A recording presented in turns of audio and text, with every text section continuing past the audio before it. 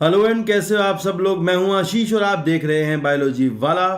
मैं आपके लिए लेकर गया हूं नई वीडियो जिसमें कि हम इंपॉर्टेंट क्वेश्चंस नीट बायोलॉजी के करेंगे। 20 इंपॉर्टेंट क्वेश्चंस मैं आपको यहां पर कराऊंगा इस वीडियो में। इससे पहले भी मैं लगातार आपको क्वेश्चंस की वीडियो प्रोवाइड कर रहा हूं। साथ ही साथ मैं आपको एनसीईआरटी से रिलेटेड एनसीईआरटी बायोलॉजी को पढ़ाते हुए लाइन टू लाइन कॉन्सेप्चुअल तरीके से उसकी वीडियो प्रोवाइड करा रहा हूँ। उसका लिंक मैंने डिस्क्रिप्शन में डाला हुआ है। पिछले कई दिन से 2-4 दिन से वीडियो नहीं डाल पाया था क्योंकि मेरे को बुखार था यार, फीवर हो गया था और अभी भी तबीयत ठीक नहीं है। और आज मैं फिर भी शुरुआत कर रहा हूँ वापस से, तो आपको लगातार अब फिर से वीडियो मिलती रहेंगी चैनल पर। आपका धन्यवाद बहुत बहुत अगर आपने इंतज़ार किया है तो। और अगर आप इस वीडियो को देख रहे हैं तो आप अपने दोस्तों को शेयर कीजिएगा, कमेंट कीजिएगा, लाइक कीजिएगा, सब कुछ कीजिएगा। और अब हम देखते हैं पहला सवाल। पहला सवाल ये है हमारा कि साइनोबैक्टीरिया आर यूनिसेल्युलर एल्गी या फिर कॉलोनियल और फिलामेंटस एल्गी या फिर मराइन और terrestrial algae, all of these. तो भाई देखो, साइनोबैक्टीरिया यूनिसेलुलर भी हैं, कॉलोनियल भी होते हैं, मराइन और टेरेस्ट्रियल भी होते हैं। तो यहाँ पर हमारा ऑप्शन जो जाएगा वो जाएगा ऑल ऑफ दीज। ठीक है ना। चलिए नेक्स्ट सवाल है हमारा, the stage which is characterised by the appearance of क्याजमेटा। तो आपको पता होना चाहिए कि मियोसिस के टाइम पर मियोसिस 1 की बात हो रही है। तो ये पूछ रहे हैं क्याजमेटा कब बनता है। तो क्याजमेटा का फॉर्मेशन होता है क्रॉसिंग ओवर के बाद, दैट मीन्स डिप्लोटीन स्टेज में होता है। तो ध्यान रखना, आंसर होगा आपका थर्ड, डिप्लोटीन। नेक्स्ट है हमारा, lactic acid fermentation does not produce. Lactic acid fermentation क्या नहीं बनाता है। तो ये आपका एनारोबिक रेस्पिरेशन है। लैक्टिक एसिड बनता है जहाँ पर मसल्स के, आपको पता होगा मसल्स के अंदर। तो वहाँ पूछ रहे हैं क्या नहीं बनता है। Only ATP, both CO2 and NADH, only CO2, only NADH। तो यहाँ ध्यान रखना होगा, CO2 नहीं बनती है, NADH भी नहीं बनता है। ठीक है, बल्कि NADH लगता है और CO2 बनती नहीं है। तो आंसर होगा आपका सेकंड। नेक्स्ट है आपका, which of the following cranial nerve supply to the tongue and is motor in nature. तो यार क्रेनियल नर्व के सवाल एनसीईआरटी में अब नहीं रहे हैं, ये एनसीईआरटी से थोड़ा बाहर हो गया है। तो आप बस याद कर लेना कि इसका आंसर है आपका हाइपोग्लोसल नर्व। ठीक है ना। चलिए नेक्स्ट है आपका, double fertilisation and triple fusion are characteristics of. तो ये बहुत अच्छा सवाल है भाई, बहुत बार पूछा भी गया है। तो एक साइंटिस्ट थे, नवाशीन है उनका नाम। नवाशीन ने लिलियम एंड फ्रेटिलेरिया नाम के प्लांट में इसकी डिस्कवरी की थी। ठीक है, लिलियम आपका लिलियेसी फैमिली का प्लांट है, जिसमें आपने पढ़ा होगा कि 2 बार फर्टिलाइजेशन होता है, एक सिनगैमी होता है, एक ट्रिपल फ्यूजन होता है। तो ये आपका एंजियोस्पर्म्स का कैरेक्टरिस्टिक फीचर होता है। आंसर होगा आपका थर्ड। नेक्स्ट है आपका, which part of nephron is not situated in the cortical region of the kidney. Cortex में, किडनी में क्या नहीं होता। देखो यार ऐसा है, PCT, DCT और ग्लोमेरुलस बोमन कैप्सूल, ये सारा सामान जो है कोर्टेक्स में होता है, जबकि लूप ऑफ हेनले जो है वो डीप इनटू द मेडुला होता है। तो आपका आंसर जाएगा 4, लूप ऑफ हेनले। नेक्स्ट है आपका, cylindrical lens are use for correction of which disorder. ये भी एनसीईआरटी से बाहर का सवाल है, तो आप बस याद कर लेना, एस्टिग्मेटिज्म को ठीक करने के लिए सिलेंड्रिकल लेंस का यूज किया जाता है। नेक्स्ट सवाल है हमारा, select the plant pollinated by water. ये एनसीईआरटी का है 12th क्लास की सेकंड चैप्टर का। वहाँ लिखा है कि कौन से प्लांट वाटर से पोलिनेट होते हैं। Water hyacinth, zostera, amorphophallus, vallisneria, yucca. तो भाई ध्यान रखना, जोस्ट्रा और वेलिसिनेरिया जो है ये आपके वाटर से पॉलिनेटेड होते हैं। तो आंसर 2 और 4 देख लें कहाँ होगा, थर्ड में आपका है ना। तो थर्ड आपका आंसर होगा। ठीक है, वाटर हायसिंथ भले ही वाटर में हो पर पानी से पॉलिनेट नहीं होता, ये ध्यान रखना। लोटस भी ऐसा नहीं करता। ठीक है, चलो नेक्स्ट है हमारा, माइक्रो प्रोपगेशन किसे कहते हैं। यहाँ लिखा है कि vegetative multiplication of plant by using micro organism, इसे कहते हैं नहीं। Vegetative multiplication of plant by using small explant, vegetative multiplication of plant by using microspores, non vegetative multiplication of plant by using microspore, megaspore. तो इसका answer होगा आपका second, जहां लिखा है स्मॉल एक्सप्लांट का यूज करते हैं। एक्सप्लांट होता है प्लांट का कोई भी पार्ट, पत्ता, स्टेम, छोटी मोटी रूट, ये सब सामान एक्सप्लांट कहलाता है। इसका हम हॉर्मोन्स की मदद से कंट्रोल करके अगर वहाँ से प्लांट जनरेट करते हैं तो उसे हम माइक्रो प्रोपगेशन कहते हैं। ठीक है, चलो नेक्स्ट है, how many statements are correct. कितने स्टेटमेंट करेक्ट हैं। Pyramid of biomass in sea is also generally inverted. और बायोमास में पिरामिड ऑफ बायोमास इन्वर्टेड होता है, बिल्कुल सही है। Pyramid of energy never inverted, बिल्कुल सही है, सीधा होता है हमेशा। In aquatic ecosystem a much larger fraction of energy flow through grazing food chain, ये भी बिल्कुल सही है। ध्यान रखना भाई, टेरेस्ट्रियल इकोसिस्टम में डेट्राइटस फूड चेन ज़्यादा यूज होती है और पानी वाले में GFC ज़्यादा यूज होती है। चौथा है, humus is highly resistance to microbial action, बिल्कुल सही है। तो चारों सही है, आंसर होगा 4, all of the above. Next है आपका, क्लिस्ट्रोगैमस फ्लावर कौन से होते हैं।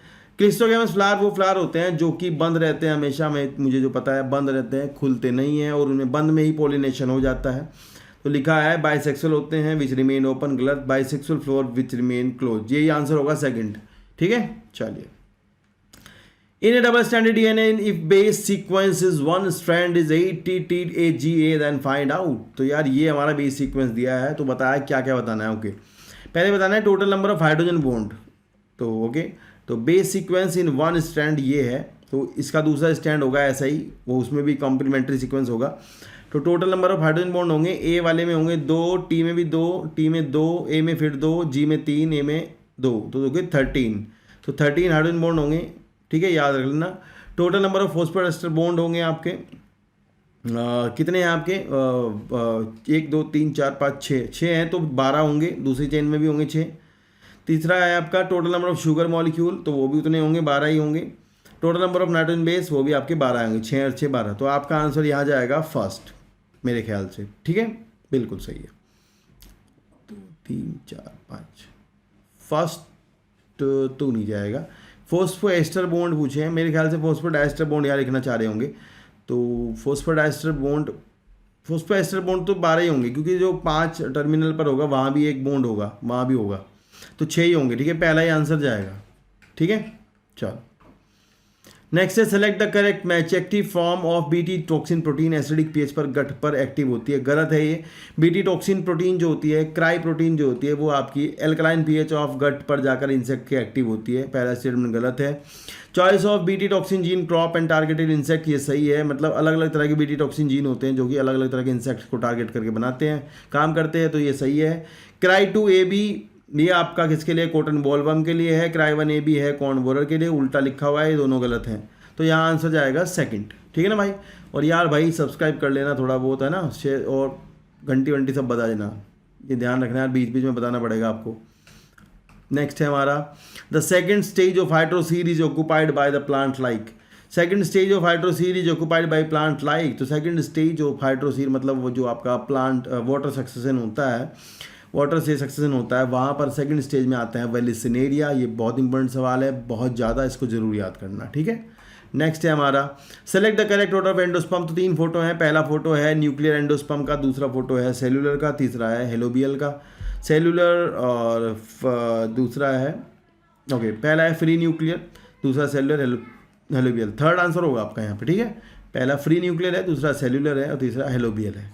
ठीक है, चलिए नेक्स्ट है हमारा find out the genotype of father and mother in given pedigree chart. तो जीनोटाइप बताना है। माँ, ऊपर देखो आप, माँ बीमार नहीं है, बाप बीमार है, और बाप बीमार है और नीचे बच्चे, लड़कियाँ बीमार हैं, लड़के बीमार हैं, इसका मतलब वाई लिंक्ड तो नहीं है। ठीक है, और इसका मतलब जो है क्या है केस, तो केस ऐसा है कि माँ को अगर हम मान लेते हैं कि माँ बीमार नहीं है और बीमारी जो है वो किसी डोमिनेंट जीन के कारण है, क्योंकि काफ़ी सारे बच्चे बीमार हो रखे हैं, तो माँ आपकी कैसी जाएगी, माँ आपकी होगी फिर रिसेसिव, दोनों एलील के लिए, और पिता होंगे जो होंगे वो हेटेरोजाइगस। तो थर्ड आपका आंसर होगा यहाँ पर। ठीक है, क्योंकि अगर आप देखो माँ बीमार होती तो फिर एक भी बच्चा ना बचता ना, एक बच्ची लड़की जो है वो बीमार नहीं है, तो इसका मतलब बीमारी जो है वो ऑटोसोमल डोमिनेंट है। पिता भी हेटेरोजाइगस होंगे, पिता होमोजाइगस नहीं हो सकते।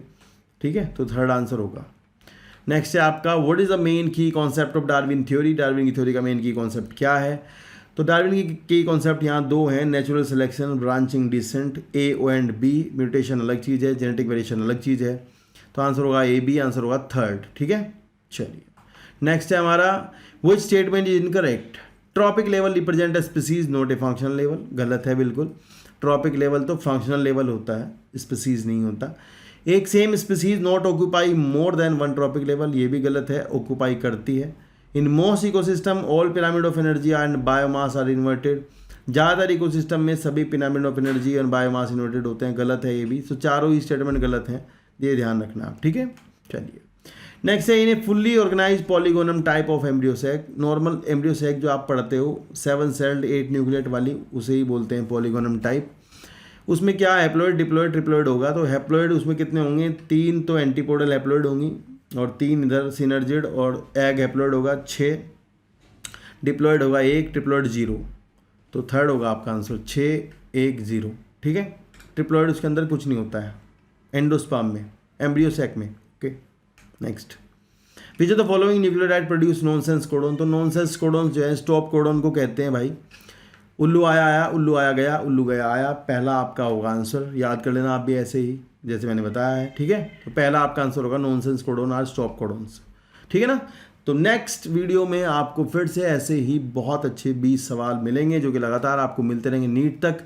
इसके बाद मैं क्वेश्चन की नंबर बढ़ा दूंगा, थोड़ी वीडियो की छोटी कर देंगे, तेज़ बताएंगे, जल्दी बताएंगे। तो अभी के लिए आप 20 क्वेश्चन देखिए और लगातार आपको यहाँ पर एनसीईआरटी पढ़ाई जा रही है, बहुत अच्छे से पढ़ाई जा रही है, मतलब अलग लेवल पर पढ़ाई जा रही है। आप एक बार डिस्क्रिप्शन में जाकर के लिंक जो है उसको देख लेना, वहाँ से पढ़ना। और लगातार आप वीडियो मिलती रहेंगी। मैं तबीयत खराब थी, कुछ दिन से बना नहीं पा रहा था वीडियो, तो अब आपको आगे ऐसा नहीं मिलेगा देखने को। तो मिलते हैं नेक्स्ट वीडियो में। Take care, bye bye, thank you for watching.